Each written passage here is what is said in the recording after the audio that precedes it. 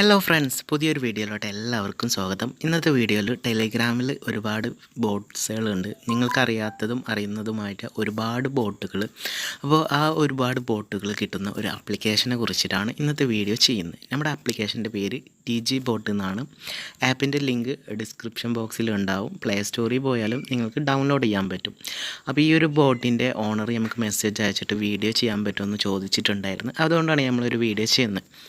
ഈ TG ബോട്ട്സിൻ്റെ ഏറ്റവും വലിയ പ്രത്യേകത എന്ന് പറഞ്ഞാൽ ഒരുപാട് ബോട്ട്സുകൾ ഈ ഒരു ആപ്ലിക്കേഷനിൽ അവൈലബിൾ ആണ്. മാത്രമല്ല, നമ്മളൊരു ബോട്ട് ഡെവലപ്പർ ആണെങ്കിൽ നമുക്ക് നമ്മുടെ സ്കില്ലുള്ള ബോട്ട്, അതായത് നമ്മുടെ കാറ്റഗറിയുള്ള ബോട്ടിനെ ഈ ഒരു ആപ്ലിക്കേഷനിൽ നമുക്ക് ആഡ് ചെയ്യാനും സഹായിക്കും.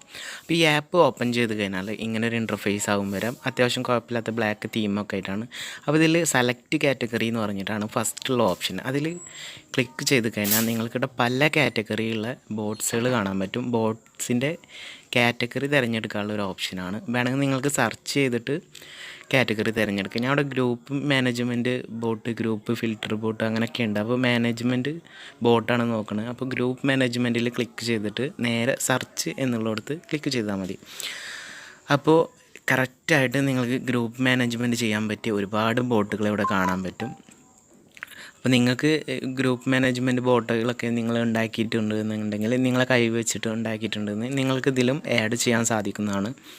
അപ്പോൾ അത് ഞാൻ ലാസ്റ്റ് പറഞ്ഞുതരാം എങ്ങനെ ആഡ് ചെയ്യേണ്ടതെന്ന്. ഞാനിപ്പോൾ ഒരു ബോട്ട് എൻ്റെ പേരിൻ്റെ അവിടെ ക്ലിക്ക് ചെയ്യുന്നുണ്ട്. ക്ലിക്ക് ചെയ്യുമ്പോൾ നിങ്ങൾക്ക് ഡയറക്റ്റ് ടെലിഗ്രാമിലേക്ക് ബോട്ടിനെ സ്റ്റാർട്ട് ചെയ്യിപ്പിക്കാൻ വേണ്ടിയിട്ടുള്ളൊരു ഓപ്ഷൻ വരും.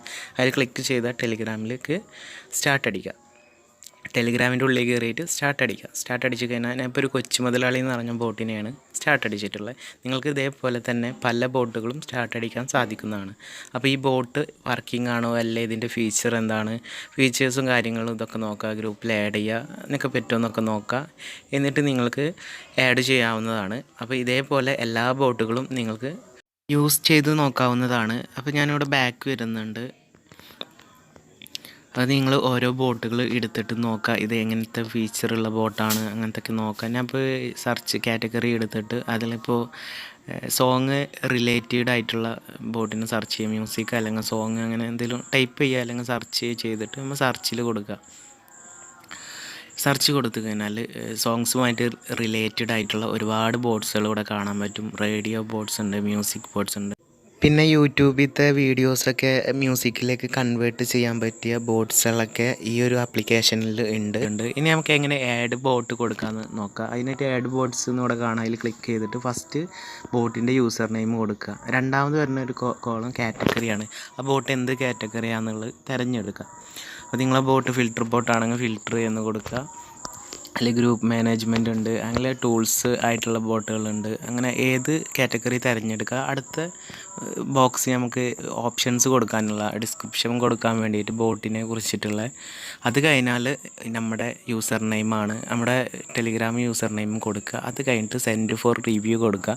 അത് കഴിഞ്ഞാൽ ഈ ആപ്പിൻ്റെ ഡെവലപ്പർമാർ നിങ്ങളെ ബോട്ട് നോക്കി കഴിഞ്ഞതിന് ശേഷം പോസ്റ്റ് ചെയ്യുന്നതാണ്. അപ്പോൾ ഇന്നത്തെ വീഡിയോ എല്ലാവർക്കും ഇഷ്ടപ്പെട്ടു എന്ന് വിചാരിക്കുന്നു. ഇതിൽ നല്ല നല്ല വീഡിയോസായിട്ട് നമുക്ക് പിന്നെയും കാണാം. അതുവരേക്കും ബൈ.